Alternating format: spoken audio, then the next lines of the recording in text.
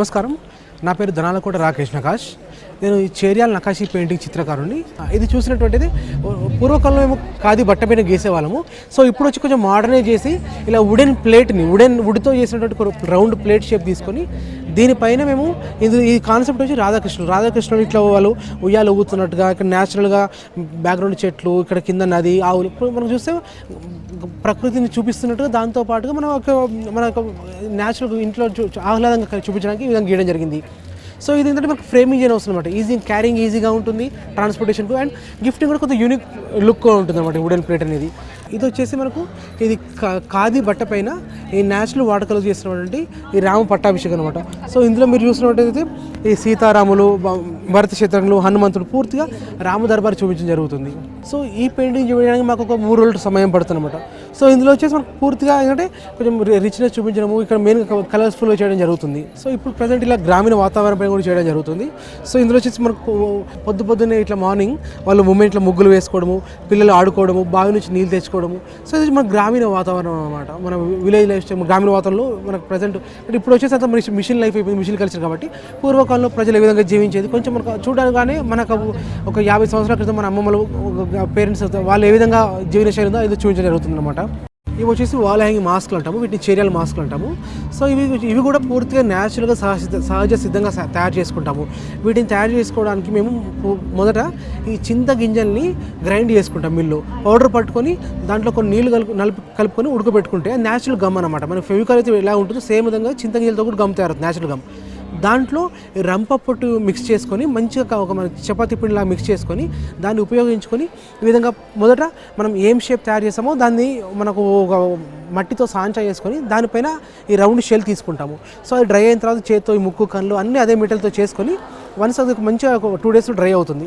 So once మనకు mask తయారైన తర్వాత దానిపైన కాటన్ బటన్ పేస్ట్ చేసి దానిపైన న్యాచురల్ వాటర్ కలర్స్ యూజ్ చేసుకొని ఈ విధంగా మాస్క్ తయారు చేస్తాం. పూర్తిగా న్యాచురల్గా మన సహజ సిద్ధంగా దొరికే మెటీరియల్తోనే ఇవి తయారు చేసుకుంటారు అనమాట. సో వీటిని కపుల్ మాస్క్ అంటాము. ఇవి ఇంటీరియర్ డెకరేషన్ కోసం ప్రజెంట్ ఉపయోగిస్తారు. గిఫ్టింగ్ కోసం కూడా చిన్నవి తయారు చేస్తున్నాము. ఇది చూసినటువంటి సేమ్ మనకు ఇది ఆంజనేయ స్వామి సంబంధించిన మాస్క్ అనమాట. ఇది మనకి ఇంటీరియర్ వాల్ డెకరేషన్ కోసం ఈ విధంగా మనం తయారు చేసుకుంటాము.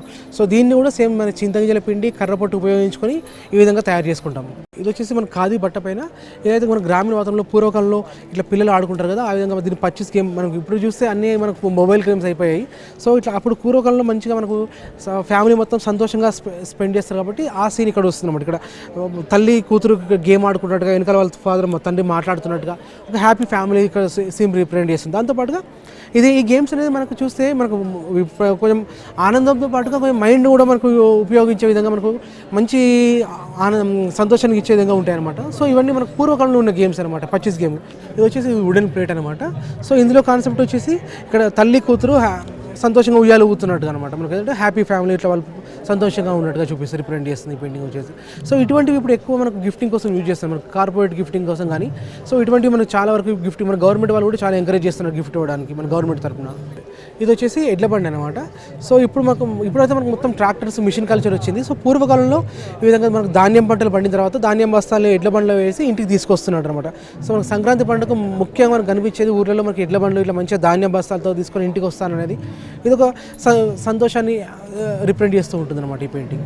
ఇది వచ్చేసి మనకు పొలం పనులు చేస్తున్నట్టుగా ఇటు సంతోషంగా పొలాల్లో నాట్లు వేసుకోవడము, మనకు అగ్రికల్చర్ పనులు, మనకు వ్యవసాయం పనులు ఏ విధంగా, వ్యవసాయంలో వాళ్ళు ఏ విధంగా పూర్తి ఫ్యామిలీ ఏ విధంగా డిపెండ్ అయ్యి వాళ్ళకి ఎలా కష్టపడతారనే విధంగా ఇక్కడ రిప్రజెంట్ చేస్తూ ఉంటుంది అనమాట వ్యవసాయం పనులకు సంబంధించింది.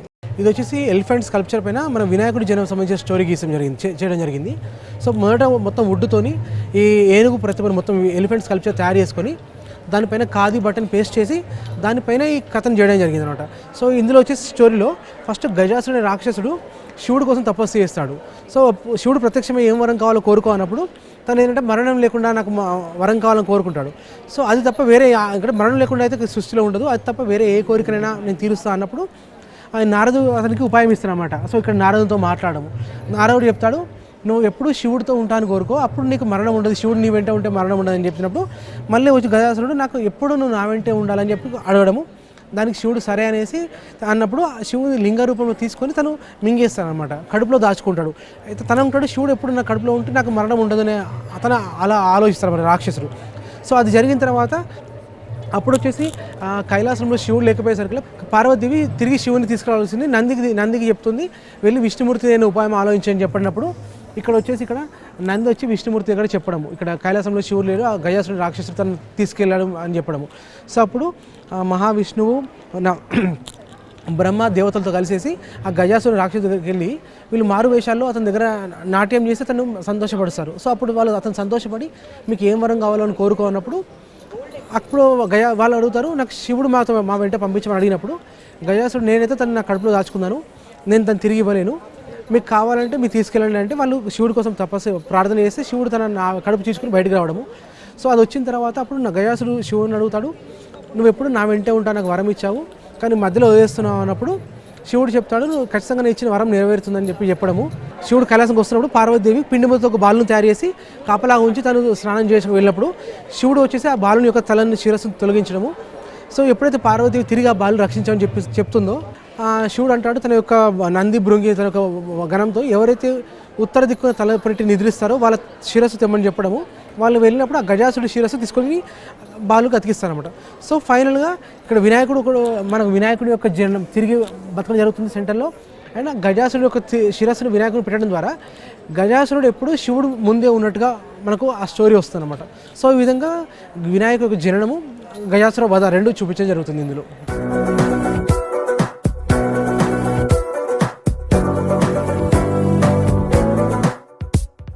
సో ఇది వచ్చేసి రామాయణం స్టోరీ అనమాట. సో ఇది వచ్చి 3 feet by 5 feet పెయింటింగ్లో రామాయణం యొక్క ముఖ్యమైన ఘట్టాలను చిత్రించడం జరిగింది. సో ఇక్కడ మొదట వినాయకుడి యొక్క పూజ చేసుకొని ఇక్కడ రామ లక్ష్మణ భరత చిత్రకుల యొక్క జననం ఉంటుంది. ఇక్కడ దశరామరాజుకు మొదటగా రామ లక్ష్మణ భరత చిత్రకుల జననం అయిన తర్వాత వాళ్ళ యొక్క విద్యాభ్యాసం కోసం ఇక్కడ విశ్వామిత్రుని ఆశ్రమానికి పంపించడము, ఇక్కడ విశ్వామిత్రుడు రామలక్ష్మణులకు విద్యాభ్యాసం నేర్పించడము, సీత యొక్క కళ్యాణం గురించి వెడ్డింగ్ ఇన్విటేషన్ జనక మహారాజు ఈ ఆశ్రమానికి పంపించినప్పుడు విశ్వామిత్రుడు రాముల వారిని తీసుకువెళ్ళడము, ఇక్కడ శివధర్మంగా చేసి సీత యొక్క పరిణయం సీతారాముల కళ్యాణం జరిగినట్టుగా. సో ఇదైన తర్వాత సీతారాములు తిరిగి అయోధ్యకు వచ్చినట్టుగా. అదైన తర్వాత కైకేయి రాముని వనవాసం వెళ్ళడానికి కోరడము.